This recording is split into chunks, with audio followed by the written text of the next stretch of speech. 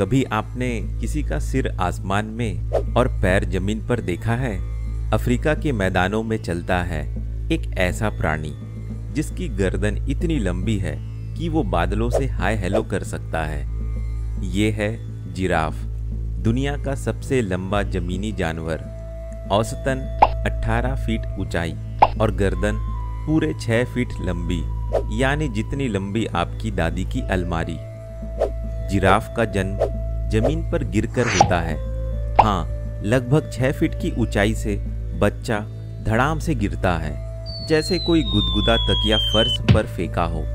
लेकिन 1 घंटे में ही वो चलने लगता है और मम्मी के साथ घास चरने निकल पड़ता है।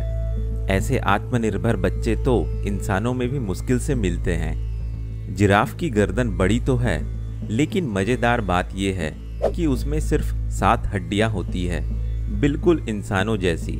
तो फिर इतनी लंबी गर्दन क्यों? बस इसलिए कि कोई और उस ऊंचाई पर पत्तियां खाने ना पहुंच पाए। सोचिए, इतने लंबे शरीर में दिल को कितना काम करना पड़ता होगा। जिराफ का दिल एक सुपर पंप की तरह काम करता है। रोज 60 लीटर खून ऊपर दिमाग तक पहुंचाता है। अगर ऐसा ना हो तो हर बार झुकने या बैठने पर चक्कर आ जाएगा, लेकिन प्रकृति ने इसकी पूरी तैयारी कर रखी है।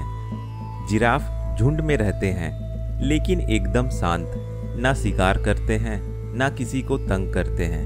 दिन भर चलते रहते हैं, खाते रहते हैं और आसपास की निगरानी भी करते रहते हैं। इनकी आंखें यानी इनका सीसीटीवी सिस्टम सबसे ऊंचा होता है। शेर, तेंदुआ और हाइना ये सभी जिराफ के बच्चे के दुश्मन हैं, लेकिन माँ का एक किक पूरे शेर को उल्टा कर सकता है। शांत है पर कमजोर नहीं। जिराफ शांत, समझदार और पर्यावरण के रक्षक हैं। पेड़ों की ऊंचाइयों को नियंत्रण रखते हैं और बीजों को फैलाते हैं।